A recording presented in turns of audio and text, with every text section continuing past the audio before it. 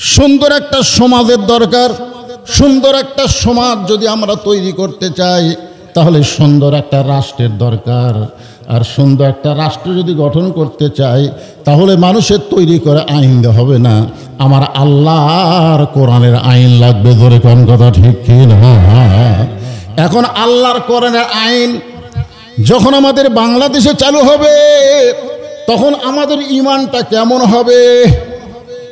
আল্লাহর কোরআন দিয়ে যখন বাংলা চলবে তখন আমাদের ঈমানটা কেমন হবে আপনাদের বোঝানোর জন্যে। হ্যাঁ, বোঝানোর জন্য বলতেছি।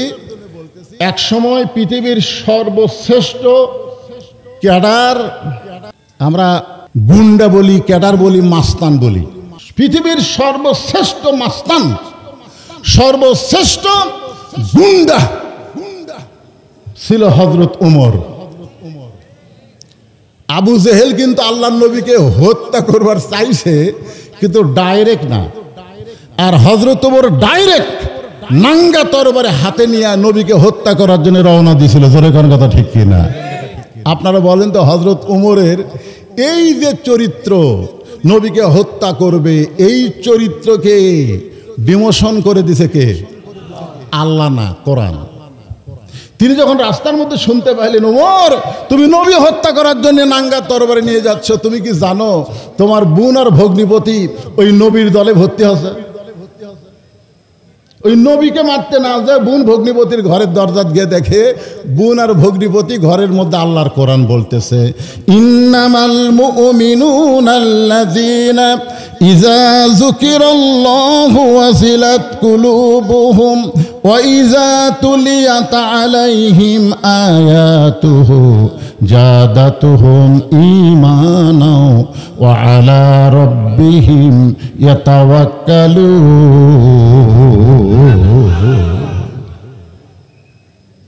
কি বোন ভগ্নিপতি মারতে মারতে একসময় বলল, তোরা যে কি পড়লি, তোরা যে ঘরের মধ্যে কিছু পড়তেছিলি সেটা একটু আমারে দে তো।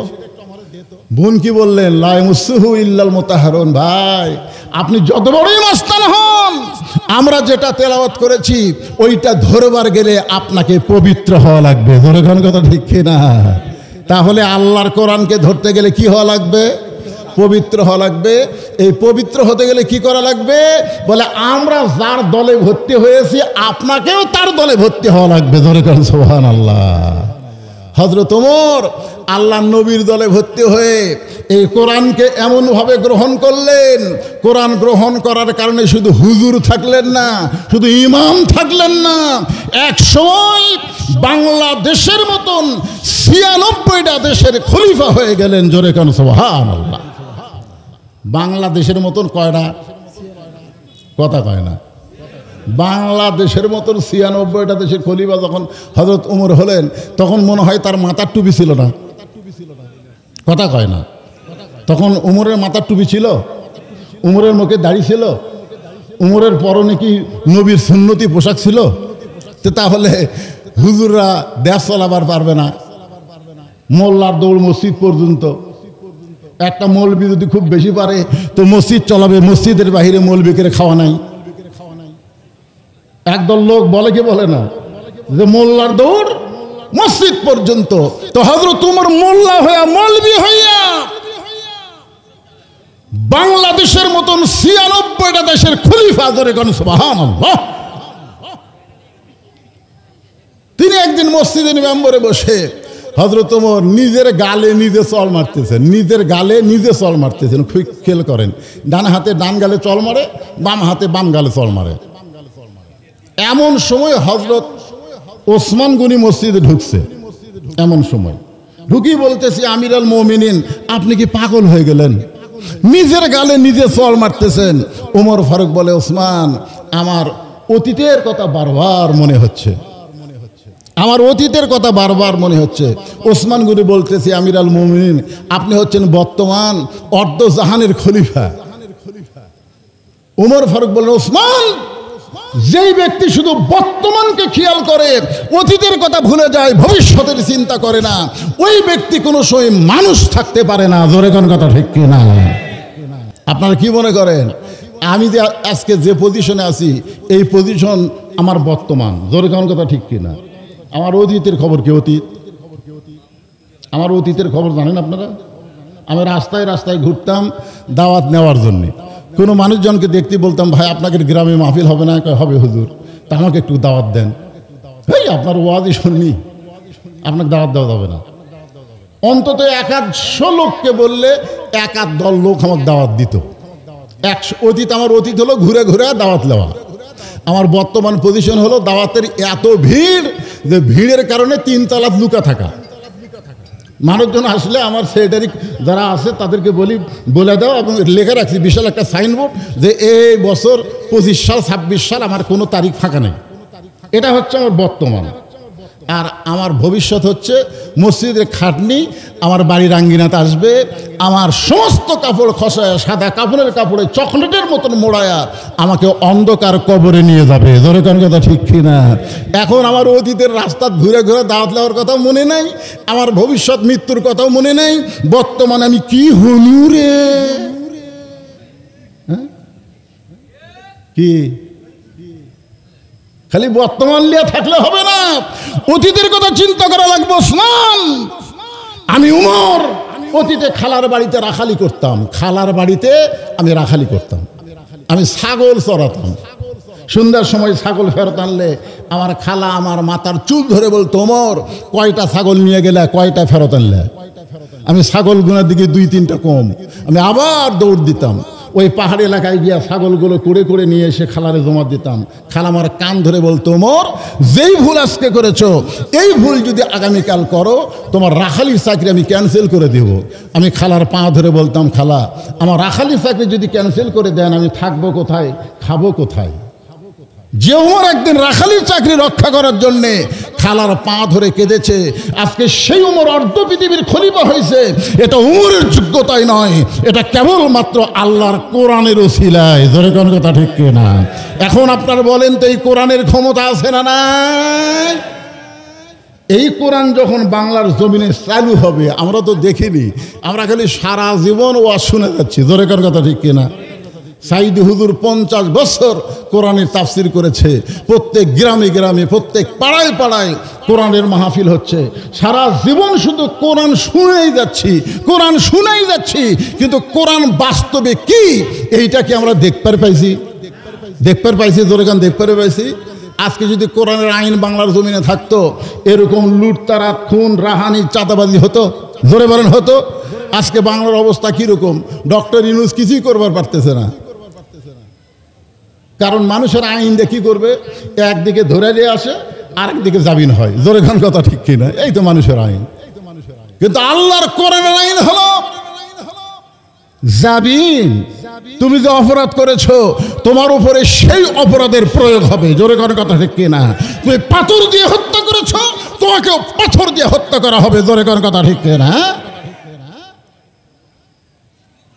আল্লাহ বলতেছেন, লিয়াবলুয়াকুম আইয়ুকুম আহসানু আমালান, তোমাদেরকে সুন্দর আমলের পরীক্ষা হবে।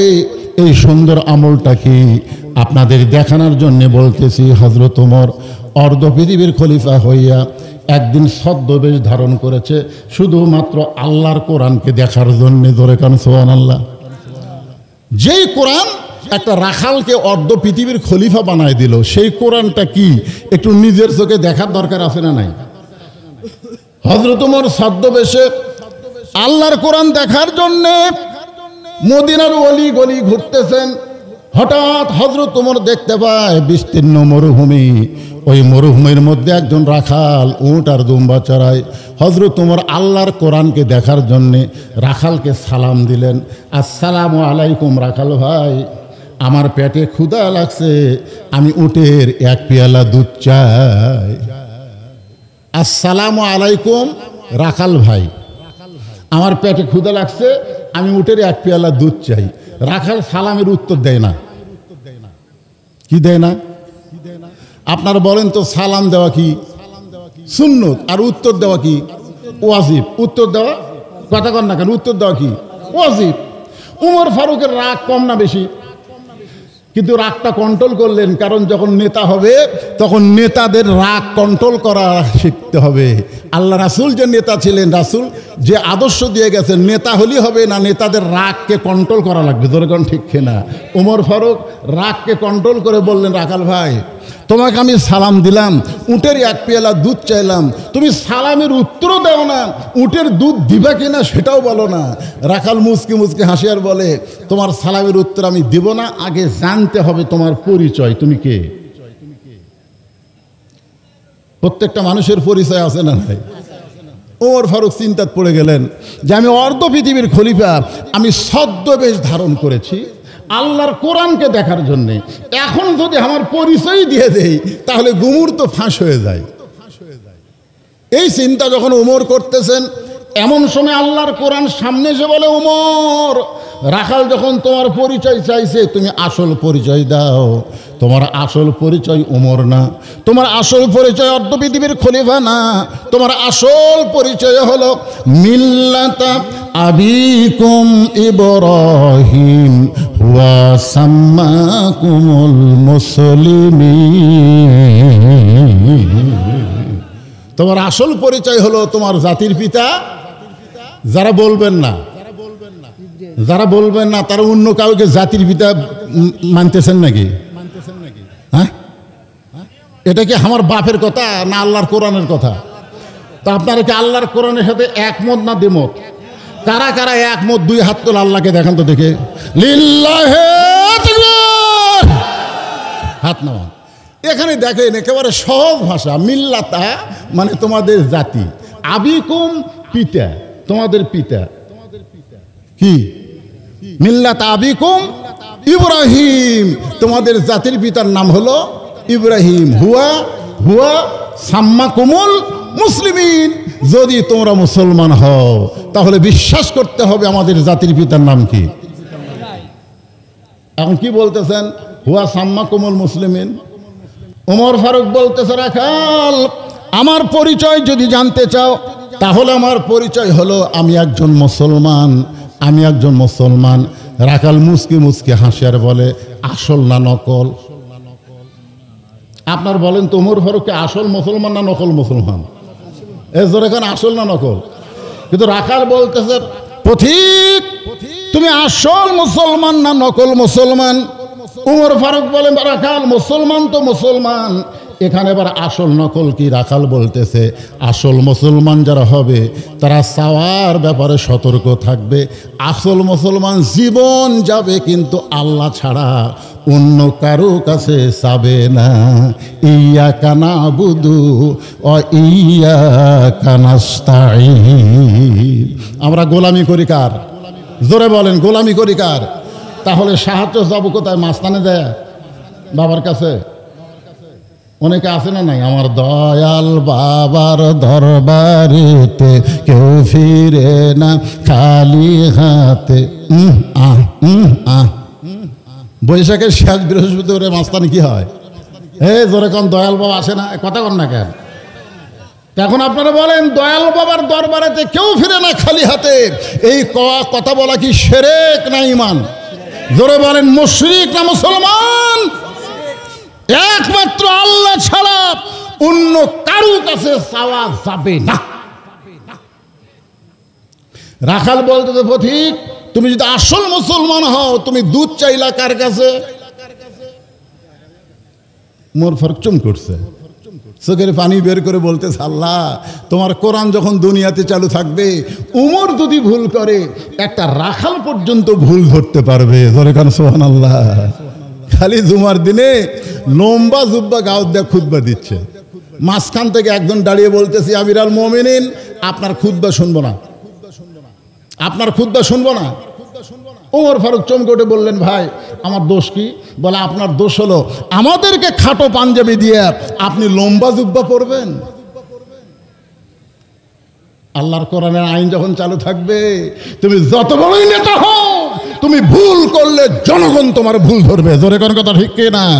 তো যতই ডবল টাইটেল পাস হও, ডবল কামেল হও, যতই দাওরা পাস হও, জোহরের 4 রাকাত নামাজে 2 বৈঠক, 2 রাকাত পর আর 4 রাকাত পর, তুমি 2 রাকাত পর এক বৈঠক দিলে, 3 রাকাত পর আবার বসলে, তুমি যত বড়ই হুজুর হও, সাধারণ অটো ভ্যান চালক তোমাকে আল্লাহু আকবার করে দাঁড় করাই দিবে। জোরে কোন কথা ঠিক কিনা? কথা বলেন। আমাদেরকে খাটো পাঞ্জাবি দিয়ে, আর তুমি লম্বা জুব্বা পরে খুতবা দিচ্ছ। এই জুব্বা কোথায় পাইলেন? যতক্ষণ না বলবেন ততক্ষণ আমরা আপনার খুতবা শুনবো না। এমন সময় ওমরের ছেলে আব্দুল্লাহ এসে বলতেছে, রে নবীর সাহাবীরা, তোমরা খাটো পাঞ্জাবি হলেও তো নতুন কাপড় পরে নামাজ পড়তে আইছো, কিন্তু আমার পরনে তাকায় দেখো, আমার পরনে নতুন কোনো কাপড় নাই। ওসমান গনি বলে, আব্দুল্লাহ, আজকে জুমার দিনে সবাই নতুন কাপড় পরলো, তুমি নতুন কাপড় কেন পরো নাই? আব্দুল্লাহ বলতেছে, আমি যদি নতুন কাপড় পরতাম তাহলে আমার বাবার জুব্বা লম্বা হতো না। তোমরা সবাই যখন ঘুমায়েছিলে তখন আমার বাবা আমার কাছে গিয়ে বলে, আব্দুল্লাহ, আগামীকাল জুমার দিনে খুতবা দিব, কিন্তু আমার পাঞ্জাবি এত ছোট, এই ছোট পাঞ্জাবি পরে কেমনে খুতবা দেই? তোর কাপড়টুকু তুই আমাকে দান করে দে। গভীর রাতে আমার বাবাকে আমার কাপড়টুকু দিয়ে দিলাম। বাবার কাপড় আমার কাপড় একত্র করে বাবা লম্বা জুব্বা বানায় খুতবা দেয়। এখন বলো বাবার খুতবা শোনা যায় কি না যায়? সমস্ত মুসল্লি চিল্লায় বলে, আল্লাহ, তোমার কোরআন যখন দুনিয়াতে চালু হবে, এমন ভালো মানুষকে নেতা হিসাবে দেখা যাবে। আল্লাহর কোরআন যখন দুনিয়াতে চালু হবে, তিনি নেতা হতে পারবেন না। নেতা হতে গেলে সৎ লোক লাগবে। জোরে কোন কথা ঠিক? কথা বলেন। ওমর ফারুক চোখের পানি বের করে বললেন, রাখাল ভাই, আসলেই আমার ভুল হয়ে গেছে। দেখছেন কার কাছে ভুল স্বীকার করতেছে? রাখাল বলতেছে, ভুলটা যখন স্বীকারই করলে তাহলে তওবা করো। হাসিনা যদি বলতো, ভাই 18 সালে নির্বাচন আমি দিনের ভোর রাতে লিছি, 24 সালে নির্বাচন আমি ড্যামি নির্বাচন করছি, এই নির্বাচনগুলো আমার ভুল, ভাই বাংলাদেশের জনগণ আমাকে মাফ করো, আমি তওবা করতেছি, এরকম নির্বাচন আর করবো না, আমি নিজে নিজেই পদত্যাগ করলাম। আপনারা বললেন তো তাক পলান লাগতো, এ কতক্ষণ তাক পলান লাগতো? আল্লাহ বলেছেন, তুমি যত বড় অপরাধ করো না কেন, লা তাকনাতু মির রাহমাতিল্লাহ, ইন্নাল্লাহা ইয়াগফিরুয যুনুবা জামিআ, ইন্নাহু হুয়াল গাফুরুর রহিম। তোমরা যারা আগে আওয়ামী লীগ করতা, এখন তোমরা চিন্তা করে দেখো, যেই দেশের প্রধানমন্ত্রী থেকে শুরু করে সমস্ত এমপি মন্ত্রী, এমনকি চেয়ারম্যান, উপজেলা চেয়ারম্যান সব যখন পলায় গেছে, সেই দল থেকে এখন তওবা করে আমাদের অন্য একটা দলে ফিরে আসা দরকার। ধরে কোন কথা ঠিক কিনা? আপনারা বলেন, তওবার সুযোগ আছে না নাই? এ কথা কোন আছে না নাই? রাখাল বলতেছে, ভুলটা যখন স্বীকারই করছে তাহলে তওবা করো। ওমর ফারুক বলতেছে, ঠিক আছে আমি তওবা করতেছি। রাখাল বলে, তুমি মূর্খ মানুষ, তুমি তওবা কেমনে করবা? ওমর হুকচুম করছে, কে রে? আমি মূর্খ, এইটা তুমি কেমনে বুঝলা? রাখাল বলতেছে, চাওয়ার ব্যাপারে যে সতর্ক হয় না, সে দুনিয়ার সবচাইতে বড় মূর্খ। ওমর ফারুক বললেন, রাখাল ভাই, তাহলে তুমি আমাকে তওবা পড়ায় দাও। এবার রাখাল হযরত ওমরকে তওবা পড়াচ্ছেন। এখানে যারা বসে আছেন আপনারা বলেন তো, আপনাদের ভিতরে যারা মাগরিবের নামাজ পড়ে নাই, এশার নামাজ পড়ে নাই, মনে করেন এখানে যত মানুষ বসে আছেন আপনাদের মধ্যে কেউ নাই এরকম? মাগরিবও পড়েনি, এশাও পড়েনি, ওই ফজরও পড়বি না। এখন যদি সে তওবা করে, আল্লাহ আমি জীবনে নামাজ পড়িনি আল্লাহ, কিন্তু ফজর থেকে আমি নামাজ শুরু করে দিলাম, তওবা করতেছি। আল্লাহ বলে, তওবা করার সঙ্গে সঙ্গে তুই জীবনে যত নামাজ পড়ার পাপ হয়েছে সমস্ত পাপ আমি আল্লাহ মাফ করে দিলাম। আর তাইব হাবিবুল্লাহ, তওবাকারী আল্লাহর দোস্ত। ধরে কর সুবহানাল্লাহ। তাহলে ওমর ফারুককে রাখাল তওবা পড়াচ্ছে, আমরা সবাই যদি একটু তওবা পড়ি আমাদের কোনো সমস্যা আছে? তাহলে সকলে আমার সঙ্গে পড়েন, আস্তাগফিরুল্লাহ রব্বি।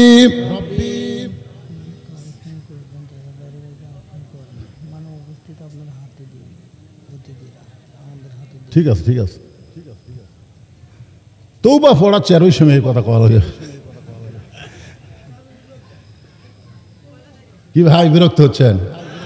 তওবা পড়া ভালো না খারাপ? সবচাইতে ভালো আমলের নাম হলো তওবা। জানেন তওবা শব্দের অর্থ কি? ফিরে আসা, ফিরে আসা। আমি এতদিন অন্ধকারে ছিলাম, এখন আলো চলে আসলাম। আমি এতদিন বেনামাজি ছিলাম, নামাজি হয়ে গেলাম। আমি এতদিন শয়তানের দল করতাম, আল্লাহর দল আসলাম। এরকম এর নাম হলো তৌবা, মানে ফিরে আসা। ধরে কোন কি ফিরে আসা। তাহলে সবাই আমার সঙ্গে পড়েন, সবাই পড়েন। এই যুবকরা তোমরা একটু জোরে জোরে পড়বা, বুঝলি না? বুড়া মানুষ আর যুবক মানুষের কম বেশি আছে না নাই? হ্যাঁ, আপনারা বলেন তো যে একটা লোক যতদিন ঘুষের চাকরি করছে ততদিন তৌবা পড়েনি। যে চাকরি গেছে তখন তৌবা করতেছে, আল্লাহ আমি আর ঘুষ খাবো না, আল্লাহ আমি আর ঘুষ খাবো না। আপনারা বলেন তো আর তৌবা কবুল হবে? কেন কবুল হবে না? আল্লাহ কই করে তোর চাকরি নাই, তোর এখন চাকরি নাই আর তুই ঘুষ খাবো না, সেই তৌবা করতেছিস। এই জন্যই যারা যুবক, এখানে যে সমস্ত যুবকেরা বসে আছেন, আমি একটু অনুরোধ করে বলতেছি, বললাম জবান খুলে আমার সঙ্গে তওবা পড়ো। হতে পারে আজকের মাহফিল আমাদের জীবনের শেষ মাহফিল, জনগণ ঠিক কিনা? তাহলে সবাই পড়েন আস্তাগফিরুল্লাহ রব্বি মিন কুল্লি যামবিউ আতুবু ইলাইহি। ওমর ফারুক তওবা করার পরে বলতেছেন, ও রাকাল ভাই, আল্লাহর হস্তে উটের এক পেলা দুধ দাও, যেই দুধটা পান করে আমি ক্ষুধা তৃষ্ণা নিবারণ করতে চাই। রাখাল মুচকি মুচকি হাসে। ওমর ফারুক বলে, রাখাল আবার হাসার কারণ কি? রাখাল বলতে, পথিক তুমি তওবা করে আবার মুনাফিকি করলা। তওবা করে কি করলো? হাসিনা এরকম ভোটের আগে মাথাত কি দিয়া হিজাব দিয়ে বলতেছিল, আমি কোরআন হাদিসের বাহিরে কোনো আইন করব না। জোরে কোন কথা ঠিক কিনা? আপনাদের মনে আছে না? নাই হাতে তসবিহ নিয়ে অনেক নেতারাও কিন্তু এখন এসে তওবা করবে ভোট চাওয়ার জন্য। কি কোন করবে কি করবে না? এসে বলবে, ভাই যা করছি করছি ভাই, এবারের মতো আমাকে ভোট দেন, আমি আর দূরে থাকবো না, আমি গরিবের বন্ধু, সমাজ সেবক, জনদরদি, মেলা কিছু বলবে। বলবে কি বলবে না? কথা। তো এখন ব্যাপারটা হচ্ছে, রাখাল বলে, পথিক ওমর ফারুককে বলতেছে, তওবা করার পরে তুমি এবার মুনাফিকি করলে। ওমর ফারুকের রাগ কম না বেশি? মুখে যা আসে তা বলতেছো, তওবা করার পরে মুনাফিকি কেমনে করলাম? রাখাল বলতেছে, এই এত চেতিস কেন? আপনারা বলেন তো, রাখালকে ওমর চেনে? তাই চেনে না তো, এই জন্য বলতে চেতিস কেন? তুই ঠিক করে বল, তোর মুখের সাথে মনের মিল আছে? তুই চিন্তা করে দেখতো, আমি কি উটের মালিক? আমি যদি উটের মালিক হইতাম তুমি আমাকে রাখাল বলতো না। আর যখন তুমি আমাকে রাখাল বলেছ, তখন তোমার মন বলতেছে আমি উটের মালিক না। আর মালিক ছাড়া রাখালের কাছে চাইলে আল্লাহর হস্তেও রাখাল দিবার পারবে। মনে করেন আমি একজন রাখাল, আমি কেবল টেস্ট থেকে নামছি, ইতিমধ্যে এক লোক আমার হাতের মধ্যে 200 টাকা দিয়ে কয়, হুজুর দোয়া করেন। আমি টাকা দেখে ভালোই পকেটে থুয়ে বললাম, কি দোয়া ভাই? বলে, হুজুর আমার বইয়ের পেটে একটা বাচ্চা আইছে, আল্লাহ যেন একটা পুত্র দেয়। যেই বলছে বইয়ের পেটে বাচ্চা আইছে, আল্লাহ যেন একটা পুত্র দেয়, এই পকেট থেকে 400 টাকা বের করে দিয়ে দিলেন। তো কয়, হুজুর আমি দিলাম 200, আপনি দিলেন 400, ব্যাপার কি? বা আমি 200 তোমাকে হাদিয়া দিলাম, যাও। হুজুর আমি তো টাকা চাই না, আমি দোয়া চাইছি। আমি বললাম, পাগলা, আমি নিজেই 3 মেয়ের বাপ, আমি নিজেই 3 মেয়ের বাপ। আমার দোয়া দিয়ে যদি পুত্র সন্তান হতো, তাহলে আল্লাহ আমাকে একটা দিত। যতবার আমার বইয়ের পেটে বাচ্চা হয়েছে, প্রত্যেকবারই তো পুত্র সন্তানের দোয়া করছি, তারপরেও আল্লাহ মেয়ে সন্তান দিছে। তা আমার দোয়া দিয়ে যদি আমার বইয়ের পেটেরটা পুত্র না হয়, তোর বইয়েরটা হবে? তখন হুজুর আমি তো আর তা জানি না, আপনি মেয়ের বাপ, তাহলে আমার টাকা আমার দেন, আপনার টাকা আপনি দেন। যেই টাকা দিছে মারতেছে, দৌড়াই বললাম, কোথায় যাবি? বলে, ওই হুজুরের কাছে যাব, যে হুজুরের পুত্র সন্তান আছে। আমি বললাম, পাগল, কোনো হুজুরের কাছে না, কোনো মাজারে না, কোনো পীরের কাছে না, পাওয়ার যদি চাও একমাত্র মালিকের কাছে চাও। জোরে কোন কথা ঠিক কিনা? দেওয়ার মালিককে। রাখাল বলে, পথিক সত্যি যদি আল্লাহর হস্তে উটের এক পেলা দুধ চাও, এখান থেকে 10 মাইল দূরে মালিকের বাড়ি। সেই মালিকের বাড়ির দরজা গিয়ে বলো, মালিক তোমার রাখাল উট আর দুম্বা চড়াই, তুমি মালিক যদি হুকুম দাও, তাহলে রাখাল আল্লাহর হস্তে উটের এক পেলা দুধ দেবে। ওমর ফারুক বলে, রাখাল ভাই কষ্ট করে অত দূর যাওয়ার দরকার আমার নাই, ধরো তোমাকে 2টা টাকা দিলাম, এই 2টা টাকার বিনিময়ে তুমি উটের এক পেলা দুধ দাও। যেই বলছে ধরো তোমাকে 2 টাকা দিলাম, তুমি এই 2 টাকার বিনিময়ে উটের এক পেলা দুধ দাও। রাখাল বলতে, পথিক তুমি হযরত উমরকে চিনো? রাখাল কাক কি বলতেছে? বলতেছে পথিক তুমি হযরত উমরকে চিনো? যদি হযরত উমরকে চিনতা তাহলে এরকম বেসাইদা প্রস্তাব তুমি দিতে না। উমরের গুপ্ত বাহিনী যদি দূর থেকে দেখবার পায় তুমি আমার 2 টাকা ঘুষ দিছো আর মালিক বাদ দিয়ে আমি তোমাকে 1 পেয়ালা দুধ দিলাম, তাহলে তোমাকেও ধরবে আমাকেও ধরবে। এই বুড়া বয়সে তুমি ধরা পড়বার চাও? ওমর ফারুক বলে রাখাল ভাই আসলে তো আমার মনেই নাই রে, তাহলে চলো পাহাড়ের গুহার মধ্যে যাই। এই গুহার মধ্যে গিয়ে তোমাকে গোপনে 2 টাকা দিব, তুমি গোপনে উঠে 1 পেয়ালা দুধ দিবা, তাহলে উমরের গুপ্ত বাহিনীও দেখতে পাবে না, তোমার মালিকও জানতে পারবে না। রাখাল চিল্লায় বলে তুমি ভণ্ড, তুমি ভণ্ড, তুমি ভণ্ড। উমর ফারুক বলে রাখাল আমার মধ্যে ভণ্ডামির কি দেখলা? রাখাল বলে পথিক পাহাড়ের গুহার মধ্যে দেওয়া নেওয়া করলে উমরের গুপ্ত বাহিনী দেখতে পাবে না, আমার মালিক জানতে পারবে না, কিন্তু রাখালের আল্লাহ সব জায়গায় দেখতে পায়। যেই বলছে রাখালের আল্লাহ সব জায়গায় দেখতে পায়, সঙ্গে সঙ্গে হযরত ওমর মারছে দৌড়। এক দৌড়ে পাহাড়ের পাদদেশে গিয়ে 2 রাকাত নামাজ পড়ে আল্লাহকে বলতেছে আল্লাহ তোমার কোরআন এত সুন্দর, তোমার কোরআন এত সুন্দর, তোমার কোরআন যখন সমাজে চালু হয়ে যাবে তখন কেউ না দেখলেও আল্লাহ দেখবে। এই বিশ্বাস প্রত্যেকটা মুসলমানের কলিজার মধ্যে ঢুকে যাবে। আপনারা বলেন তো কেউ না দেখলেও আল্লাহ দেখতেছে, এই বিশ্বাস যদি আমাদের অন্তরে থাকে তাহলে দরজা জানলা বন্ধ করে আমরা কি খারাপ কোনো ছবি দেখতে পারবো? আজকাল যুবকেরা কি মনে করে বাপ মা ঘুমায় গেছে, দরজা জানলা বন্ধ, এখন বার করে ইচ্ছা মতো দেখো। ওর যদি বিশ্বাস থাকতো কেউ না দেখলেও আল্লাহ দেখতেছে তাহলে ঘুষ খাবার পারতো, দুর্নীতি করবার পারতো। জোরে কোন কথা কন না কেন? তাহলে আল্লাহর কোরআন যখন চালু হবে তখন কেউ না দেখলেও কে দেখবে? ওমর ফারুক আল্লাহর শুকরিয়া আদায় করতেছে, আল্লাহ তোমার কোরআন এত সুন্দর, তোমার কোরআন দুনিয়াতে চালু থাকার কারণে রাখালকে এমন একটা ঈমান দিয়েছো যে ঈমান কেউ না দেখলেও আল্লাহ দেখতেছে। রাখাল ওমরের কিছু কাছে গিয়ে বলতেছে ভাই তুমি যতই কান্দো উটের দুধ দেওয়া যাবে না। ওমর ফারুক বললেন রাখাল ভাই উটের দুধের কোনো দরকার আমার নাই, আমি শুধু তোমার কাছে জানতে চাই তুমি না দেখা আল্লাহকে কলিজার মধ্যে জায়গা দিয়া তুমি যে আল্লাহর কোরআন অনুযায়ী চলতেছো এর বিনিময়ে তোমার চাহিদা কি? আপনারা বলেন তো এই বাংলাদেশে হাসিনার সময় অনলাইনে কষ্ট করে ইসলামী আন্দোলন যারা করেছে মিথ্যা দোষ দিয়ে অনেক ভালো মানুষকে ফাঁসির কাস্টে নিয়ে গেছে। জোরে কোন কথা ঠিক কিনা? অনেককেই বাড়িতে থাকতে দেয়নি, তারপরেও কি আল্লাহর দল ত্যাগ করছে? কতক্ষণ ত্যাগ করছে? ত্যাগ করে নাই। কারণ কি?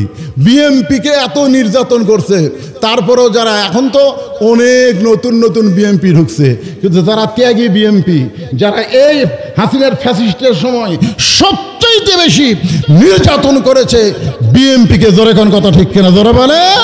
যিনি স্বাধীনতার ঘোষক তাকে পর্যন্ত হাসিনা রাজাকার বানাচ্ছে। জোরে কোন কথা ঠিক কিনা? এতিমের সম্পদ মারে নাই বেগম খালেদা জিয়া, বরং 2 কোটি টাকা এখন 8 কোটি হয়ে গেছে। মিথ্যায় মামলা দিয়া তাকে 6 বছর জেলে রাখছে। এত নির্যাতন করেছে, তারপরেও কি তারা বিএমপি ছাড়ছে? কথা কন না কেন? ছাড়ছে।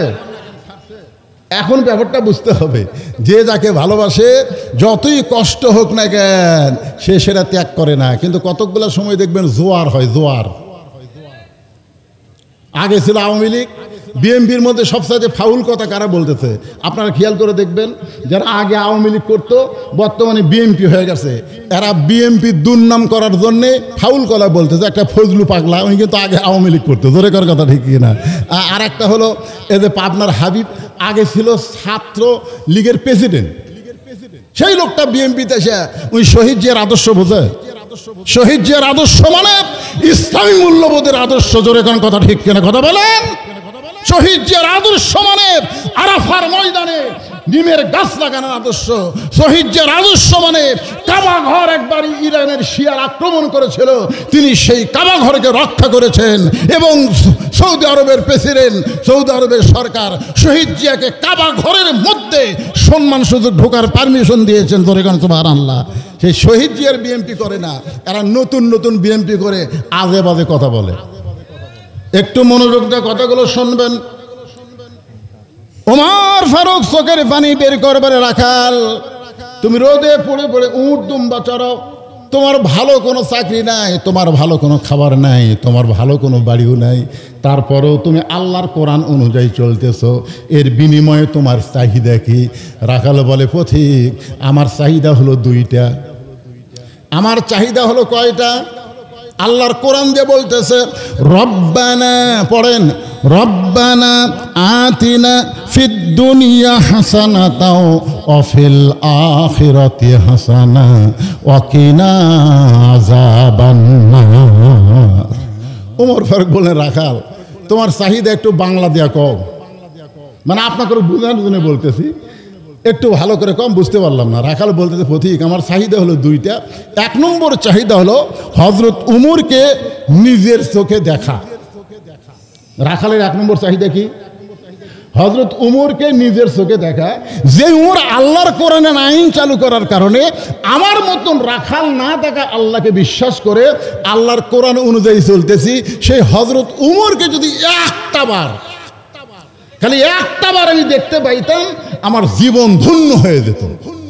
আমার দুই নম্বর চাহিদা হলো, আমি রাখাল যখন মরে যাব, মরে যাবার পরে অধম রাখালকে আল্লাহ যেন জান্নাত দেয়।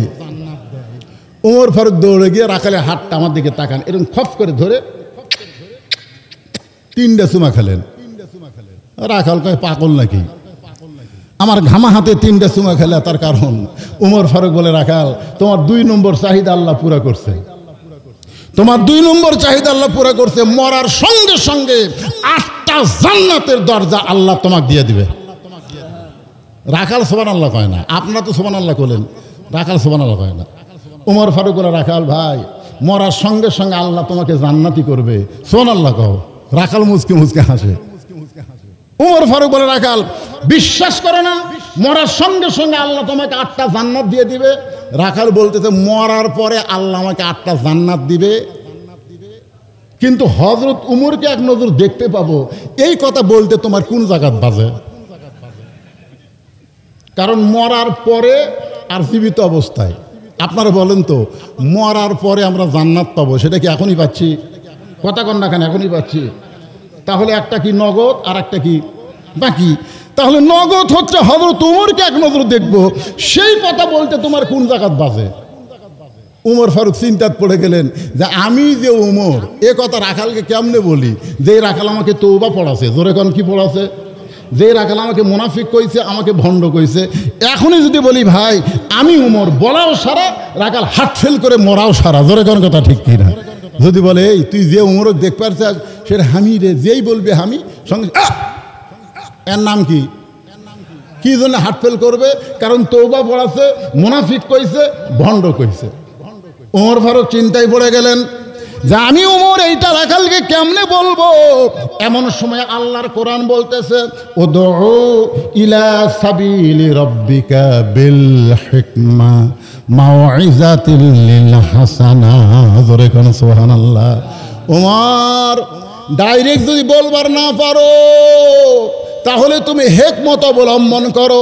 ওমর ফারুক বললেন, রাখাল ভাই সত্যি যদি তুমি হযরত উমরকে দেখতে চাও তাহলে তোমাকে ফজরের নামাজ সামনে কাতারে আদায় করা লাগবে। ফজরের নামাজ সামনে কাতারে যদি আদায় করো তাহলে মেহরাবের মধ্যে যে মানুষটাকে ইমামতি করতে দেখবা ওই মানুষটি হলেন হযরত উমর।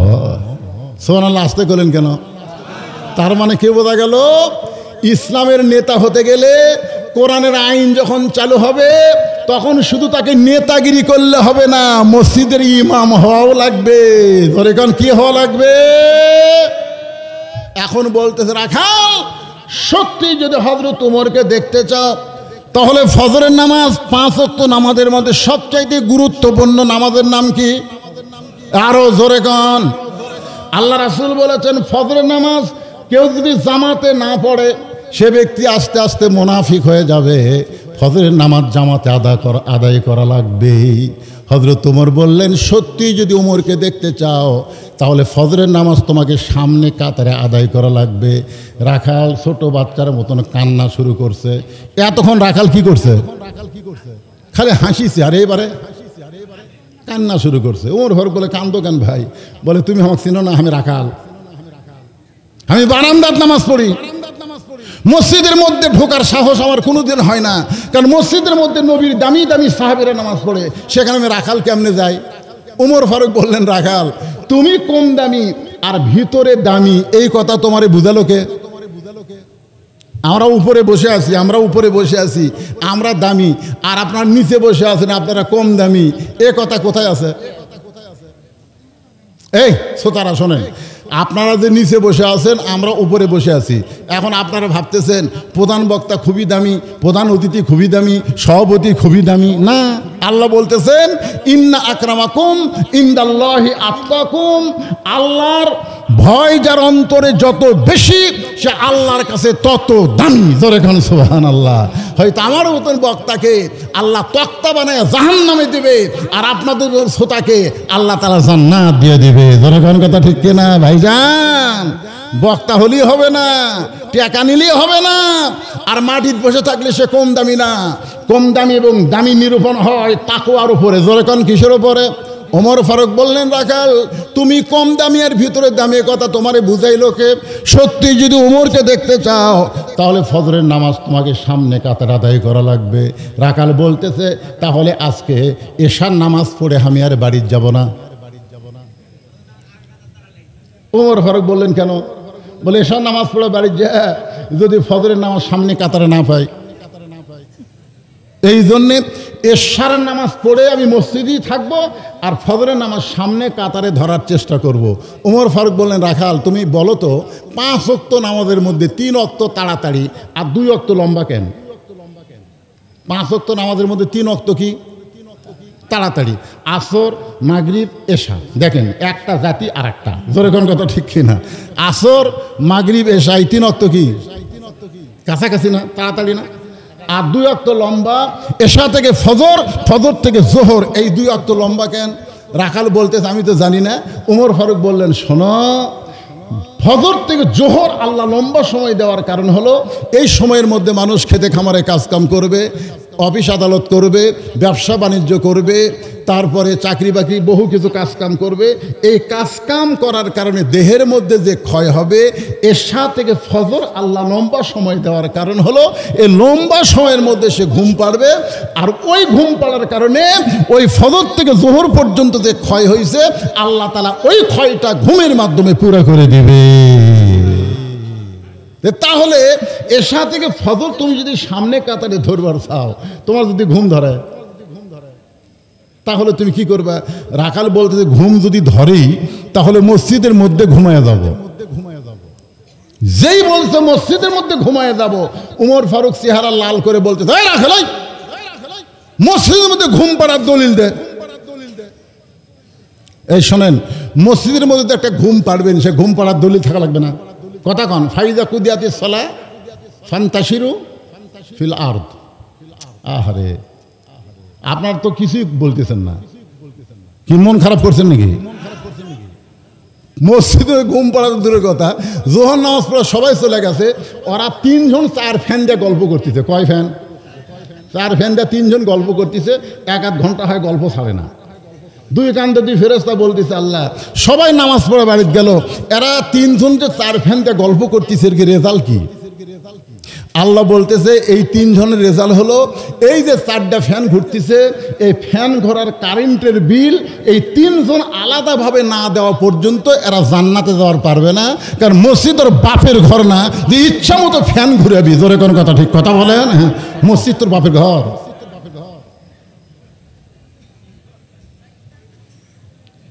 ওমর ফারুক বললেন, রাখাল ভাই সত্যি যদি ওমরকে দেখতে চাও তাহলে ফজরে আজানের গুরুত্ব দিও।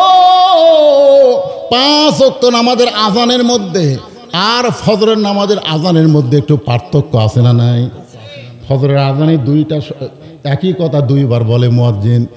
আমি যুবকদের বলতেছি, ও বাবা যুবক, তোমরা ফজরের আজানের মধ্যে মুয়াজ্জিন যে অন্য নামাজের আজানের চাইতে এক কথা 2 বার বেশি কয়, সে কথা তোমরা শুনবার পাছা? আপনাকে বলিনি তো। এই যে যুবক যারা ফেসবুক চলায় 2টা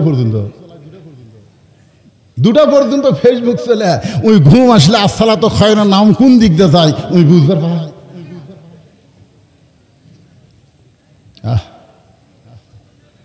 এক মুয়াজ্জিন আমারে কয়, হুজুর কি এক বিপদে পড়ছি হুজুর। আমি যখন ফজরে আজান শুরু করি তখন 4-5টা কুত্তে আসে মসজিদের দরজার কাছে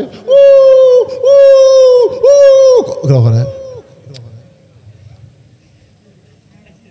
তাই আমি বললাম বারেক, তো এখন ফজরে আজানের সময় তুমি মুয়াজ্জিন কয়, হয় হুজুর আজান আমি কি জোরে দেই, ওই কুত্তের শব্দ মাইকের মধ্যে যায় একের মানুষ শুনবার পায়, মুয়াজ্জিন আর কুত্তে একসাথে। হুজুর কুত্তা কেন এরকম করে, আপনি একটা মশলা দেন তো। আমি বললাম ভাই মুয়াজ্জিন সাহেব আপনি সত্যি করে বলেন তো যে আপনি যে আজান দিচ্ছেন আপনার ছেলে পেলে আছে? হুজুর আমার 3টা ছেলে আছে। আচ্ছা আপনি আজান দিলে এরা কি ফজর নামাজ পড়ে? না হুজুর আমার এই পাটারা তো নামাজ পড়ে না। আমি বললাম এই জন্যই কুত্তা লোকমা দিছে রে পাগলা, এই জন্য কুত্তা লোকমা দিছে। জাহান্নামের আগুন থেকে যদি বাঁচতে চাও তাহলে একলা বাঁচলে হবে না, আহাল পরিবার নিয়ে বাঁচা লাগবে। তোর 3 পাটাক আগে ডাক দিয়ে তারপরে তোকে আজান দেওয়া লাগবে। জোরে খান কথা ঠিক কিনা? পরদিন থেকে 3 পাটাক ডাক দিয়ে, 3 পাটা মানে 3 বেটাক ডাক দিয়ে ওযু করে মসজিদে আজান দিছে, এক কুত্তা আর আসে না। কি বুঝলেন? ফজরের সময় আজান শোনে না, ঘুম পাড়ে যারা, কুত্তার চাইতেও খারাপ তারা, কুকুরের চাইতেও খারাপ তারা। আসসালাতু খায়রুম মিনান নাওম, ঘুম হইতে নামাজ অতি উত্তম। একথা কার? আরো জোরে বলেন। এতদিন রাখাল নামাজ পড়েছে বারান্দায়, কিন্তু আজকে নামাজ পড়বে কোথায়? কথা কানা কোথায়? যে আজান শুনেছে সঙ্গে সঙ্গে দৌড়।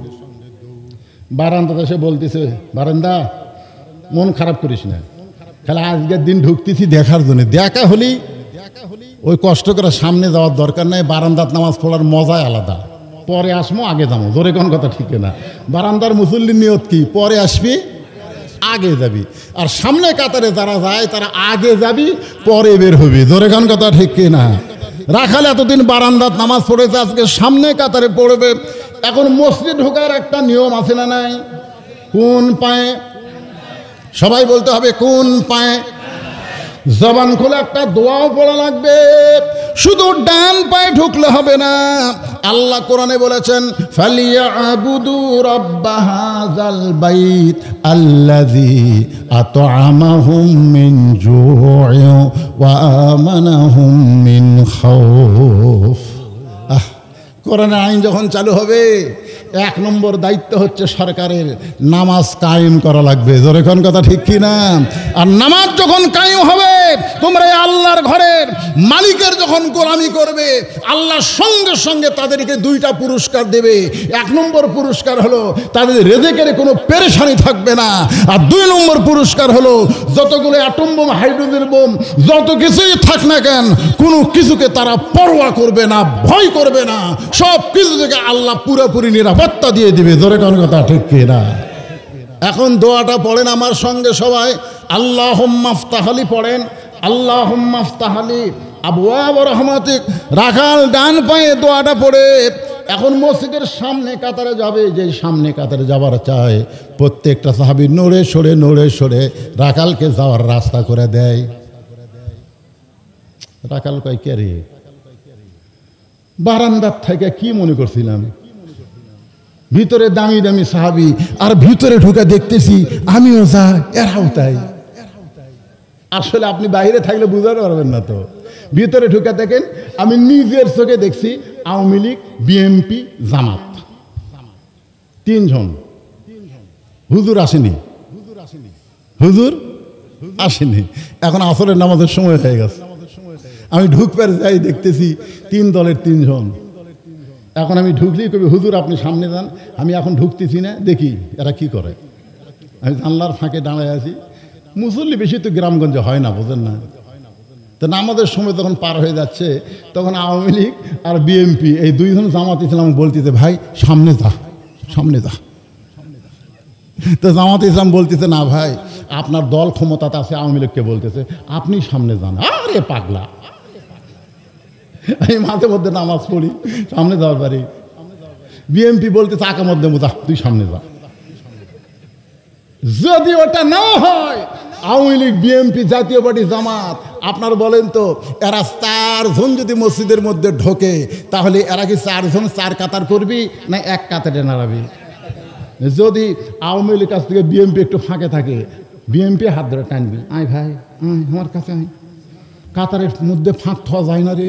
ফেরেশতা কয় আল্লাহ বাইরে এত দল আর ভিতরে এক কাতার, তার মানে আল্লাহ কয় আমার ঘরের মধ্যে ঢুকলে কোনো রাজনীতি চলবি না, সবাই কাঁধে কাঁধ মিলে ভাই ভাই হয়ে দাঁড়ান লাগবে। ধরে কোন কথা ঠিক কিনা?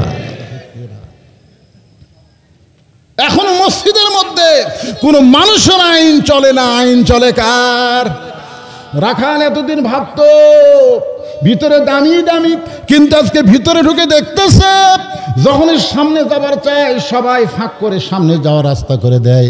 রাখাল একেবারে মসজিদের মেম্বর, মেহরাব বরাবর সামনে কাতার, মেহরাব বরাবরের সামনে কাতারে দাঁড়ায় ফজরের 2 রাকাত সুন্নত নামাজ আদায় করেছে। ফজরের 2 রাকাত সুন্নত আছে না নাই? 2 রাকাত সুন্নত নামাজ পড়ে রাখাল চুপটি করে বসে আছে। এমন সময় এক মুসল্লি মসজিদের মধ্যে ঢুকে দেখে জায়গা নেই। জায়গা নাই মানে তার জায়গাতে একজন বসে আছে। সেই মুসল্লির নাম হলো ওসমান গনি। জোরে কোন নাম কি? ওসমান গনি চিন্তা করে কেরা আমার জায়গা কে বসলো। আপনারা হয়তো ভাববেন হুজুর মসজিদে শুধু একজনের জায়গা নির্দিষ্ট, ইমামের জায়গা, ইমাম ছাড়া তো কারো জায়গা নির্দিষ্ট থাকার কথা না। কিন্তু ওসমান গনি কেন বলতেছে আমার জায়গাতে এটা কে বসলো? এটা কেন বলতেছে? এটা বলার পিছনের কারণ হলো আল্লাহর নবী। আল্লাহর নবী বলে গেছেন আমি যতদিন ইমামতি করব, আমি বরাবর পিছনে যিনি দাঁড়াবে তার নাম হলো আবু বকর। আবু বকর যখন ইমামতি করবে, আবু বকর বরাবর যিনি পিছনে দাঁড়াবে তার নাম হলো উমর। উমর যখন ইমাম হবে, উমর বরাবর পিছনে যিনি দাঁড়াবে তার নাম হলো ওসমান। ওসমান যখন ইমাম হবে, ওসমান বরাবর পিছনে যিনি দাঁড়াবে তার নাম হলো আলী। আলী যখন ইমাম হবে, আলী বরাবর পিছনে, একথা রাসূল আর বলে না। সাহাবারা বললেন হুজুর হয়তো আলী যখন ইমামতি করবে, আলী বরাবর পিছনে কে দাঁড়াবে? রাসূল বললেন মা ইয়ান্তিকু আনিল হাওয়া ইন হুয়া ইল্লা ওয়াহয়ুহা, আমি ততক্ষণ পর্যন্ত বলতে পারি যতক্ষণ আল্লাহ বলায়। এ আলী পর্যন্তই বলার হুকুম পাইছি, আলীর পরে বলার হুকুম নাই। এ আলী পর্যন্ত হলো আশারে, এই আলী পর্যন্ত হলো খোলাফায়ে রাশিদিন। জোরে কোন খোলাফায়ে। তাহলে হযরত উমর যখন ইমামতি করবে, উমর বরাবর পিছনে কে দাঁড়াবে? এ জোরে কোন কে দাঁড়াবে? সবাই বলেন না কেন কে দাঁড়াবে? যেটা আসিয়া দেখে জায়গা দখল। ওসমান গনি চিন্তা করতেছে, ওসমান গনি খুবই নরম মানুষ, বোঝেন না? চিন্তা করতেছে বসেই যখন গেছে দেখি তো সাইডে জায়গা আছে কিনা, যাই দেখে রাখালের পাশে ফাঁকা আছে। ওই ফাঁকা জায়গাতে ওসমান গনি 2 রাকাত সুন্নত নামাজ পড়ে রাখালের দিকে 3 বার তাকাছে। কয়বার? খুব খেয়াল করবেন। কি জন্য 3 বার তাকাছে? যে কোনো দিনও দেখেনি, আজকে দেখতেছে। প্রথম দেখতেই রাখাল চুমকে উঠছে। দ্বিতীয়বার যেই ওসমান গনি তাকাছে রাখাল, তৃতীয়বার যেই তাকাছে বারবার আমার দিকে তাকাস কেন রে? আপনার দেখবেন একটা মূর্খ মানুষের দিকে যদি বারবার তাকান ওই কিন্তু রাগ করবে। জোরে কোন কথা ঠিক কিনা? কাল তাকাই দেখতেন। এক ব্যাগ অটো ভ্যানওয়ালা, অটো ভ্যান আমার গাড়ির সাথে বেঁধে দিবে চাইছিল, আমি খালি জানলা খুলে একবার তাকাছি, তখন হুজুর গাড়ি কিনা মোশন করতেছেন। খালি একবার তাকাতেই হয়েছে গরম হচ্ছে, আর 3 বার তাকালে মনে হয় গাড়ি বেঁধে দিত। রাখাল রাগ করে বলতেছে এই মিয়া বারবার তাকাও কেন? সঙ্গে সঙ্গে ওসমান গনি দাঁড়িয়ে গেছে। ওসমান গনি দাঁড়িয়ে থরথর করে বলতে ভাইজান আপনার পরিচয় কি? রাখাল বলতেছে আমার পরিচয় হলো আমি একজন রাখাল। যেই বলেছে আমি একজন রাখাল, ওসমান গনি মুস্কি মুস্কি হাসতেছে। সুবহানাল্লাহ বলেন। যেই বলেছে আমি একজন রাখাল, ওসমান গনি মুস্কি মুস্কি হাসার কারণ হলো রাখাল যারা হবে তাদের ভাষা নরম হলে হবে না, রাখালের ভাষা গরম হওয়া লাগবে। আল্লাহ রাসূল বলেছেন প্রত্যেকটা অভিভাবককে আল্লাহ রাখালের দায়িত্ব দিয়ে দুনিয়াতে প্রেরণ করেছে। প্রত্যেকটা অভিভাবককে আল্লাহ কিসের দায়িত্ব দিছে? জোরে গান কিসের দায়িত্ব দিছে? এখন আপনি চিন্তা করতেছেন হুজুর আমি একজন অভিভাবক, আমার তো গরু ছাগল নাই, আমি তাহলে কিসের রাখালি করব? আপনি চিন্তা করে দেখেন, চোখ বন্ধ করে দেখেন, আছে আপনার 42 বছরের একটা গাভী আছে। আপনার 42 বছরের একটা গাভী আছে। আপনার 18 বছরের একটা আইডিয়া আছে, আপনার 16 বছরের একটা বখনা আছে। আপনি চোখ বন্ধ করে দেখেন। এখানে রূপক অর্থে বললাম, আসল অর্থ হলো আপনার একটা বউ আছে, 42 বছরের বউ আছে, 18 বছরের একটা ছেলে আছে, 16 বছরের একটা মেয়ে আছে। আপনার বলেন তো এই তিনটার উপর আপনার রাখালি করার দায়িত্ব আছে না নাই? জোরে করে আছে না নাই? আপনি যদি আপনার বউয়ের উপর রাখালি না করেন, আপনার বউ যদি গোটা পাড়া ঘুরে বেড়ায়, আর আপনি যদি সামনে কাতারের মুসল্লি হন, এরপরও আপনি জাহান্নামে যাবেন। আল্লাহ রাসূল বলেছেন, আর দায়ুস লা ইয়াদখুলুল জান্নাহ, দায়ুস কোনোদিন জান্নাতে যাবে না। সাহাবীরা বললেন, ইয়া রাসূলুল্লাহ দায়ুস কারা? আল্লাহ নবী বললেন, দায়ুস হলো মেয়ে মানুষ না, দায়ুস হলো ওই সকল পুরুষ মানুষ যাদের অধীনে নারীরা পর্দা করে না। তাহলে আপনার বউ আপনার অধীনে আছে না নাই? জোরে কথা কন না কেন, আছে না নাই? তাহলে আপনার বউ যখন মারা গেল তখন আপনি কয় কাপড় দিবেন? জোরে কোন কয়টা? কেন দিবেন? মরার পরে 5 কাপড় কেন দিবেন? আপনার বউকে 5 কাপড় দিয়া যখন আপনি রাখলেন খাটনিতে, সে খাটনি আবার কি দিয়া ঢাকবেন? কত কথা বলেন, কি দিয়ে ঢাকবেন? পুরুষের লাশ দেখা যাবে, কিন্তু মেয়ে মানুষের মরা লাশও দেখা যাবে না, লাশটাও চাদর দিয়ে যদি ঢাকতে হয়। এখন আপনি চিন্তা করেন, মরার পরে আপনার বউয়ের এমন পর্দা হলো, তাহলে জীবিত অবস্থা বউটা কেমনে রাখতে হবে? স্বামী হিসাবে সেই দায়িত্ব আপনার আছে না নাই? আপনার 16 বছরের একটা মেয়ে আছে, আপনি বলেন আপনার 16 বছরের মেয়েটা হাই হিল পরে কিলকিল করে গোটা উজগিরাম ঘুরতেছে, আর আপনার মেয়ের কারণে গোটা পাড়ার ছেলেরা পাগল হয়ে গেছে, খালি মিস কল মারতেছে। গোটা পাড়ার মেয়েরা খারাপ হওয়া লাগবে না, একটা মেয়ে যদি খারাপ হয় গোটা পাড়ার ছেলেরা খারাপ হবে। জোরে কোন কথা ঠিক কি না? এখন আপনার মেয়েকে কে ভালো করবে? যতদিন বিবাহ দেন নাই, মেয়েটা আপনার অধীনে আছে। 9 বছরের ফাতেমা, নবীর মেয়ে 9 বছর। জোরে কোন কয় বছর? 9 বছরের ফাতেমা হাতের মধ্যে চুরি দিয়া মুস্কি মুস্কি হাসতেছে।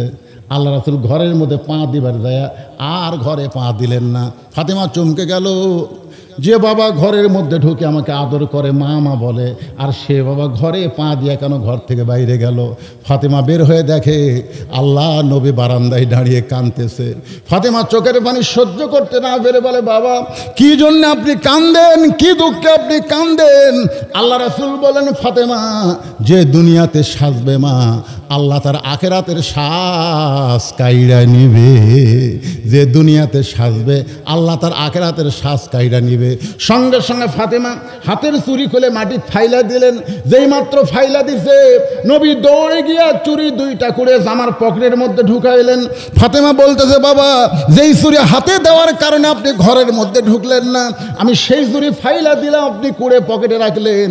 আল্লাহ নবী বলে, ফাতেমা আয় আয়, তুই আমার কাছে আয়। এই নবীর কাছে গেল, নবী হাতটা ধরে একটা চুমা দিয়ে বললেন, মা তোর হাতের চুরি আমি যত্ন করে রাইখা দিব। শুধু চুরি না, একদিন তোর নাকে নাক ফুল পরাই দিব, একদিন তোর কানে দুল পরাই দিব, একদিন তোর গলাত মালা পরাই দিব। ফাতেমা বলে, কবে কবে? আল্লাহ রাসূল বললেন, যেদিন তোমার বিবাহ হবে। ও ফাতেমা, মেয়েরা কেবলমাত্র এক ব্যক্তির জন্য সাজতে পারবে, সেই ব্যক্তি হলো তার স্বামী।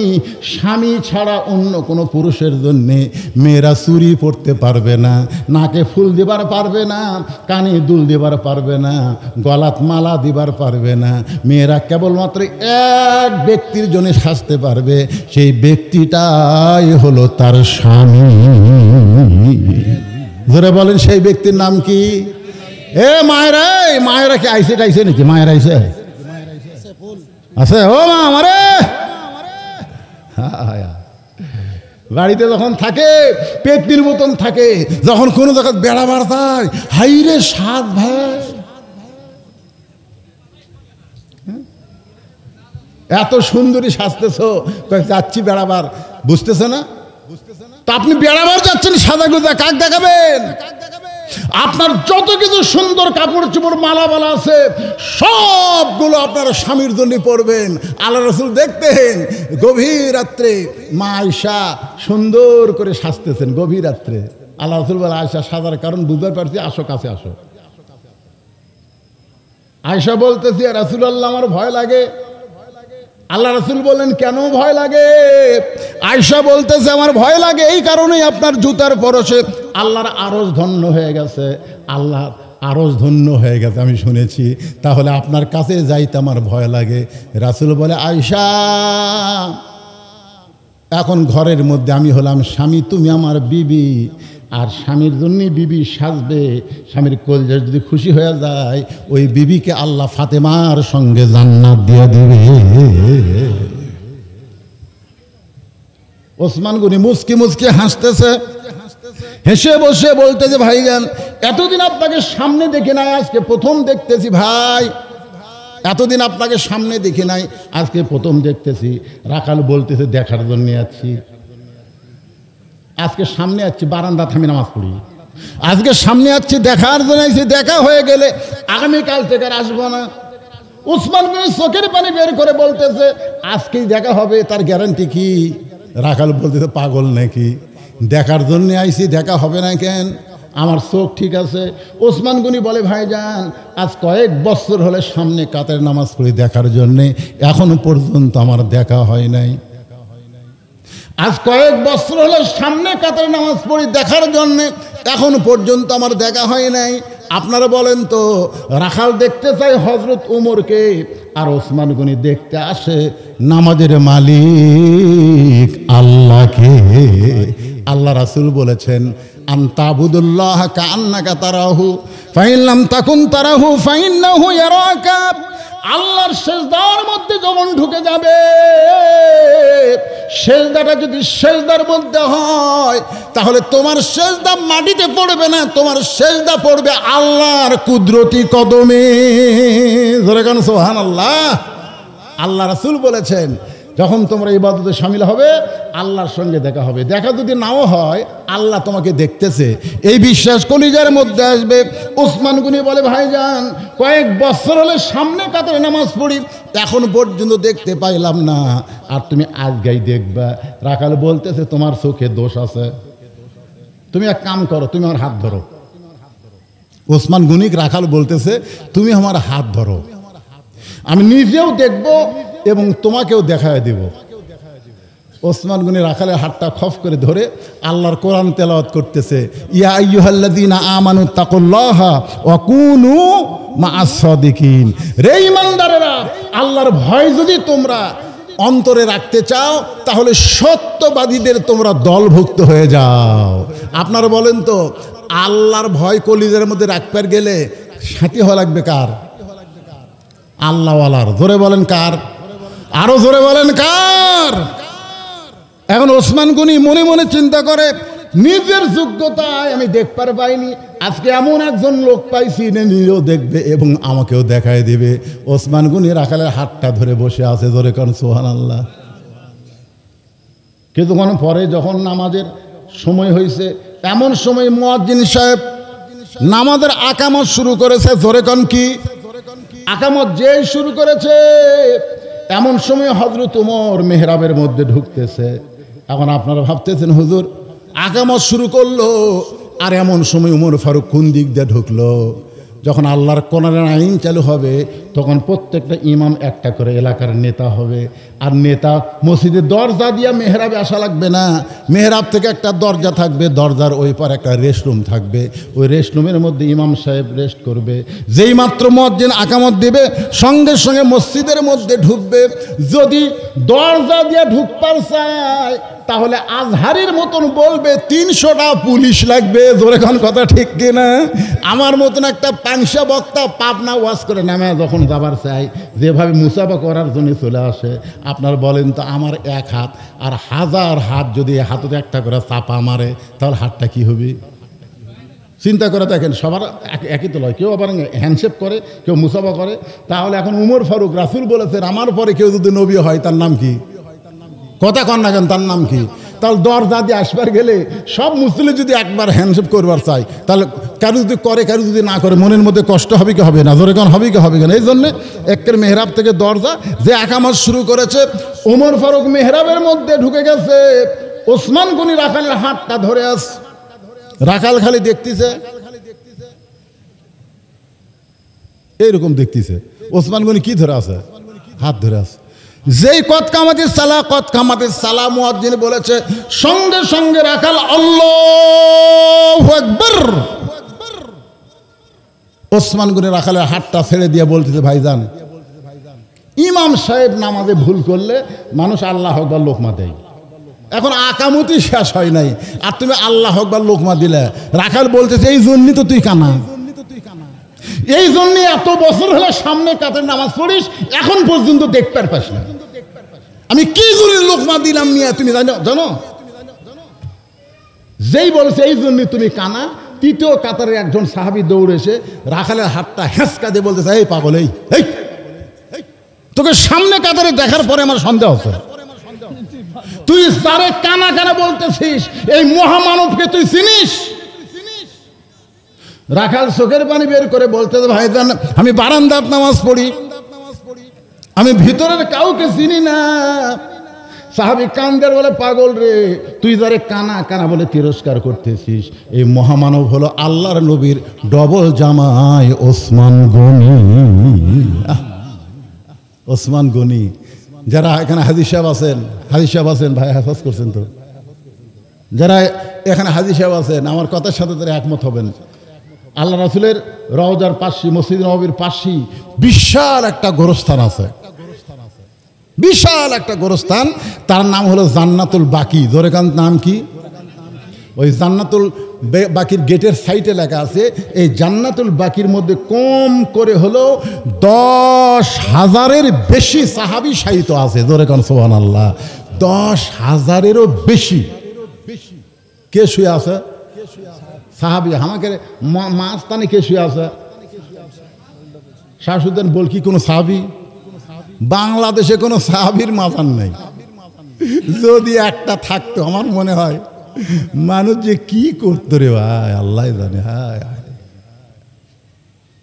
আর একটা গোরস্থানে 10,000-এর বেশি সাহাবী শুয়ে আছে। সেই সাহাবীদের মধ্যে আছে নবীর 9টা বিবি, ওই গোরস্থানের মধ্যে শুয়ে আছে। হযরত হাসান রাদিয়াল্লাহু ওই গোরস্থানে শুয়ে আছে, মা ফাতেমা ওই গোরস্থানে শুয়ে আছে, নবীর দুধ মা হালিমাতুস সাদিয়া ওই গোরস্থানে শুয়ে আছে। একে ঢুকতেই, মানে জান্নাতুল বাকিতে ঢুকতেই যে কবরটা, সেই কবরটা হলো ওসমান গনির কবর। মানে দেখেন, একজন শুয়ে আছে নবীর ডান পাশে, একজন বাম পাশে, কে? আবু বকর আর ওমর রওজার মধ্যে আছে। আর একজন আছে ইরাকে, তার নাম হচ্ছে হযরত আলী। যেরকম তার নাম কি? হযরত আলী। আর জান্নাতুল বাকির মধ্যে এখানে প্রথমে ওসমান গনি। আমি যেই মাত্র কবরের কাছে দাঁড়াচ্ছি, প্রথমবার যেবার গেছিলাম 11 সালে, তারপর তো বহুবার গেছি, আমার গোটা দেহ থরথর করে কাঁপতেছে। ছোট্ট একটা পাথর ওখানে আছে, পাথরে ছোট্ট করে লেখা আছে ওসমান গনি। কোরআনে আল্লাহ বলতেছেন, আল্লাহু গানিয়ুন ওয়া আনতুমুল ফুকারা। আমি আল্লাহ হচ্ছি ধনী আর সবাই হচ্ছে ফকির। ধনীকে আর আমরা সবাই কি? কিন্তু রাসূল বলেছেন, ইল্লা ওসমানু গানিয়ুন। এক আল্লাহ হলো ধনী, আর এক ধনীর নাম হলো ওসমান। সাহাবারা জিজ্ঞাসা করলেন, ইয়া রাসূলুল্লাহ, ওসমান কেমনে ধনী হলো? আল্লাহ রাসূল বললেন, তাহলে শোনো। একদিন আমি নবী বসে আছি, ইতিমধ্যে এক সাহাবী এসে আমার কাছে বলতেছি, ইয়া রাসূলুল্লাহ, আজকে কয়েকদিন হলে না খাওয়া, আমাকে যদি কিছু পারেন একটু আল্লাহর রাস্তায় সাহায্য করেন। সঙ্গে সঙ্গে আল্লাহ রাসূল এভাবে জুব্বা তুললেন। জুব্বা তুলে দেখে রাসূল ক্ষুধার জ্বালায় পেটে কাপড় দিয়ে পাথর বেঁধে রাখছে। সাহাবী চিন্তা করতেছে, আমি তো কয়েকদিনের না খাওয়া, তার চাইতে বেশি না খাওয়া হচ্ছে আল্লাহর নবী। সাহাবী মনের দুঃখে যখন যাবার চাই, রাসূল ডাক দিলেন, আম্মা সাইলা ফালা তানহার। সাইলকারীকে খালি খালি ফিরান যায় না, আয় আমার কাছে। সাহাবী বসে বলতে, হুজুর, আমার পেটর যে খিদে, আপনার কাছে বসে থাকলে তো খিদে যাবি না। আল্লাহ রাসূল বললেন, বস। নবীর কাছে যে সাহাবী বসে গেছে, রাসূল ডাক দিলেন, আলী, আলী রে। হঠাৎ আলী দৌড়ে আইছে। হুজুর আমারে ডাকলেন কেন? বলে, আমার কাছে খাবার চাইছে, আমি আজ কয়েকদিন হলে না খাওয়া। আলী বলতেছে, হুজুর, আমি 4 দিন হলে খাইনি, তা আমার ডাকে লাভ আছে? রাসূল বলতেছে, আলী রে, তুই যা পারিস আমি তা পারি না, তুই যা পারিস আমি তা পারি না। ওসমান গনির কাছে একটা চিঠি লেখ, চিঠির মধ্যে লেখ 2000 টাকা, আর নিচে আমার নাম লিখে দে, আমার নাম লিখে দে, চিঠিটা আমি পাঠাইছি। হয়ত আলী সিটির মধ্যে 2000 লিখতে গিয়ে যাচ্ছেন, আর ওই গরিব সাহেব বলতেছে আমার 2000 দরকার নাই তো, আমার 10টা টাকা হলেই যথেষ্ট। আল্লাহ নবী বলতেছে আমি তোমাকে যার কাছে পাঠাচ্ছি সে অল্প দিয়া খুশি হয় না। ওই চিড়িখানা নিয়ে গরিব সাহাবে ওসমান গনির দরবারে গেছে, যা দেখে ওসমান গনি কেশিয়ারের সাথে ঝগড়া করতেছে, এই বেটা 4 আনা গেল কোথায়, এই কি হিসাব করিস রে, 4 আনার না হিসাব না দিয়া তুই কিন্তু ছুটি পাবি না। গরিব সাহাবি কয় আল্লাহ চিঠির মধ্যে লেখা আছে 2000, আর বেটা 4 আনার জন্য কেশিয়ারকে ধরছে, না দিলে ছুটি হবি না, আমাকে 2000 টাকা দান করবি। নবীর কাছে গিয়ে বলতেছে হুজুর আপনি দিবার পারেন না ঠিক আছে, কিন্তু এমন কৃপণের কাছে কেন পাঠাচ্ছেন যে 4 আনার জন্য কেশিয়ারকে ছাড়ে নাই। আল্লাহ রাসূল বলেন আবার যাও। নবী ধমক দিয়ে যখন বললেন, ওসমান গনির দরবারে গিয়ে দেখে কেশিয়ারের কপাল ঘেমে ঘাম টপ টপ করে পড়তেছে, আর ওসমান গনি কিছুক্ষণ পরে বলতেছে 4 আনার হিসাব না দিলে তোর ছুটি নেই। গরিব ভাবতেছে আবার যদি নবীর কাছে যাই নবী আবার পাঠাই দিবে। না খাইয়া শুয়ে থাকা ভালো, কিন্তু না খাইয়া ঘোরা ভালো না। আমার গ্রামে দেখছি এক ফকির এক বাড়ির ভিক্ষা নিয়ে মাঝখানে 2 বাড়ি বাদ দিয়ে আর এক বাড়ির সামনে দাঁড়ায়। আমি ফকিরকে বললাম ভাই এর কারণ কি? এই বাড়িতে ভিক্ষা নিয়ে মাঝখানে 2 বাড়ি বাদ দিলে, তারপরে 3য় বাড়িতে গিয়ে তুমি দাঁড়াইলা, এই 2 বাড়ি বাদ দেওয়ার কারণ কি? ফকির রাগ করে বলতে হুজুর আপনি কি ভিক্ষা করবেন? আমি বললাম না ভাই, বাদ দেওয়ার কারণ কি? বলে বাদ দেওয়ার কারণ হলো এর আগে কম করে হলেও এই 2 বাড়ির 10 বার ভিক্ষা চাইছি, প্রত্যেক বাড়ি বলে বাড়ির থেকে মাফ করো। যারা ফকিরের কাছে মাফ চাই ফকির সেই বাড়ি তালাক দিছে, কারণ ফকিরের সময়ের দাম আছে, ফকিরের সময়ের দাম আছে, এই কারণে ফকির পর্যন্ত বাড়ি তালাক দেয়। গরিব সাহাবী চিন্তা করতেছে আবার যদি যাই আবার নবী পাঠাই দিবে, দরকার নাই। সিটি পকেটের মধ্যে রাইখা গোপন পথে যখন পলাবার চায়, এমন সময় দেখে রাস্তার মাথায় হযরত আলী দাঁড়ায় আছে। আলী বলতেছে ভাই তোমাকে চিঠি লিখে দিলাম, এই চিঠি লেখার হাদিয়া হিসেবে তুমি 2টা দিরহাম আমাকে দিয়ে দাও। তোমার 2000-এর মধ্যে মাত্র 2টা দিরহাম আমি চাচ্ছি। আমার হাসান হোসেন না খেয়ে কাঁদতেছে। গরিব সাহেব বলতেছে আলী রে, যদি আমার কাছে 2000 টাকা থাকতো তাহলে টাকার ব্যাগ কি টোপলা থাকতো, কিন্তু দেখো তো আমার কাছে কিছু নাই। তো কিছু নাই কেন? বলে আমি 2 বার গেলাম 4 আনার জন্য, যে ওসমান কেশিয়ারকে ছাড়ে না সে ওসমানের কাছে আমি চিঠি দেওয়ার সাহস পাইলাম না। সঙ্গে সঙ্গে আলী চিৎকার করে বলতেছে মা ইয়ান্তিকু আনিল হাওয়া ইন হুয়া ইল্লা ওয়াহয়ুন ইউহা, জোরে কান সুবহানাল্লাহ। নফসের তাড়নায় নবী কিছুই বলেন, নবী যা কিছু করে কে করায়, যা এমন ধমক মারছে। আলীর ভয়ে ওসমান গনির দরবারে যায়, দেখে কেশিয়ার আর ওসমান 2 জনই আল্লাহর শুকর আদায় করতেছে, আলহামদুলিল্লাহ আলহামদুলিল্লাহ, মানে হিসাব মিলে গেছে। আপনারা বলেন তো এই 4 আনার জন্য ওসমান গনি কেশিয়ারকে কেন এরকম ধমক দিচ্ছেন? কারণ যারা সম্পদশালী হবে তাদের সম্পদ হিসাব করে বছর অন্তর জাকাত দেওয়া লাগবে। জোরে কোন কথা ঠিক কিনা? আপনি ইচ্ছা মতো জাকাত দিবেন তা চলবে না। যত সম্পদ আছে সমস্ত সম্পদের হিসাব করে শতকরা 2.5 টাকা আপনাকে জাকাত দিতে হবে। কোরআন দিয়ে যখন বাংলাদেশ চলবে তখন সুদ ভিত্তিক অর্থনীতির কবর হবে, জাকাত ভিত্তিক অর্থনীতি চালু হবে। বাংলাদেশে গরিব খুঁজে পাওয়া যাবে না। জোরে কোন কথা ঠিক কিনা? 2 জনে আল্লাহর শুকরিয়া আদায় করতেছে। এবার গরিব সালাম দিয়ে চিঠি দিছে, ওসমান গনি চিঠি খুলে পড়ে একটা চুমোতে বলতেছে ভাইজান এই চিঠি কে পাঠাইছে ভাই? গরিব সাহেব বলতেছে আপনি লেখাপড়া জানেন না? চিঠির নিচে দেখেন আল্লাহর নবী পাঠাই দিছে। ওসমান গনি সঙ্গে সঙ্গে চুমো খেয়ে বলতেছে ভাইজান এই চিঠি কে পাঠাইছে? গরিব সাহাবী বলতেছে আল্লাহর নবী এই চিঠি পাঠাইছে। সঙ্গে সঙ্গে ওসমান গনি চিঠিতে চুমো দিয়ে বলে ভাইজান এই চিঠি কে পাঠাইছে? গরিব মনে মনে ভাবতেছে চিঠির মধ্যে 2000 দিকে পাগলা হচ্ছে রে। রাগ করে বলতেছে আল্লাহর নবী এই চিঠি পাঠাইছে। সঙ্গে সঙ্গে ওসমান গনি চিঠিতে চুমু দিয়ে বলে ভাইজান এই চিঠি কে পাঠাইছে? গরিব রাগ করে বলতেছে পরপর 3 বার বললাম, তারপরে যখন জানতে চাস আমার বিশ্বাস তুই পাগলা হয়ে গেছিস, তুই দান করবি না। রাগ করে নবীর কাছে গিয়ে নালিশ করি ইয়া রাসূলুল্লাহ চিঠি দিলাম পর পর 3 বার আপনার নাম শুনলো, তারপরে শুনতে চাই, আমি বলি নাই, আমি রাগ করে আপনাকে নালিশ জানাই। রাসূল কান্দার বলে, আল্লাহ, আমার ওসমান তো এমন হওয়ার কথা ছিল না, আমার ওসমান তো এমন হওয়ার কথা ছিল না। এই কথা যেই মাত্র নবী বলতেছে আল্লাহকে, সঙ্গে সঙ্গে ওসমান গনি 1 টোপলা টাকা নিয়ে নবীর সামনে হাজির। আল্লাহ নবী বলে, ওসমান, এই গরিবকে তুমি 2000 টাকা দান করবা। 2000 টাকা দান না করে 1 টোপলা টাকা নিয়ে কেন আইসা? ওসমান গনি বলতে, হুজুর, আমি নিয়ত করেছিলাম চিঠি পাওয়ার সঙ্গে সঙ্গে আমার ভাইকে 2000 টাকা দিব, আর যতবার আপনার নাম বলবে ততবার 2000 টাকা করে আমি বাড়াই দিব। আমি নিয়ত করেছিলাম যতবার আপনার নাম বলবে ততবার 2000 করে বাড়াই দিব। এ পর্যন্ত 3 বার আপনার নাম বলেছে, 3 বার নাম বলার কারণে 6000, আর চিঠির কারণে 2000, এই 8000 টাকার টোপলা নিয়ে আপনার সামনে আইছি। আপনার পবিত্র হাত দিয়ে গরিব ভাইকে আপনি দিয়া দেন। আল্লাহ নবী কান্দের বলে, আল্লাহ, যে ওসমান আমার নাম শোনার সঙ্গে সঙ্গে 2000 টাকা বাড়ায় দেয়, আমি গরিব নবী ওসমানকে কি দিব? আল্লাহ বলতেছে, ইয়া রাসূলুল্লাহ, আপনি কিছু দিবার না পারলে কি হবে? আমি আল্লাহ আমার গানি ডিগ্রি ওসমানকে দিয়া দিলাম। আপনারা বলেন তো, আল্লাহ রাস্তায় দান করলে কমে না বাড়ে? জোরে কোন কমে না বাড়ে? সব কাটলে কমে, কিন্তু পুকুর কাটলে কি হয়? জোরে কোন পুকুর কাটলে কি হয়?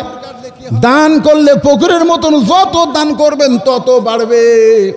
ওসমান গনি আর রাখালের কথা আমি রাইখা এসে আপনাদের সামনে ওসমান গনি কেমনে হলো এইটা বলার পেছনে কারণ হলো, এই আনসিজনে একটা মাহফিল করে যে ছেলেরা, এই ছেলেরা মাহফিল করে ধরা খাইছে ভাইজান। আমার জামাই আদায় করেছে, আদায়টা তেমন হয় নাই। আমি একটু আপনাদের বলবো, এখানে অতিথিরা অনেকে আছেন স্টেজের উপরে, মাত্র 5টা মিনিট, একজন ওটা বসা করবেন না, একজন ওটা বসা করবেন না। রাখাল আর ওসমানের ঘটনা শোনা লাগবে না? জোরেগণ, কি জন্য রাখাল সামনে কাতারে শোনার দরকার আছে না? হ্যাঁ বলবো, আমি না বলে এখান থেকে যাবো না, কারণ আগামীকাল পর্যন্ত বাঁচার কোনো গ্যারান্টি আমার নাই। তো আপনাদের মধ্যে এমন কোন আল্লাহর বান্দা আছে যে 1000 টাকা দিবেন এই কোরআনের মাহফিলের জন্য? ভাইজান 1000 টাকা দিবেন।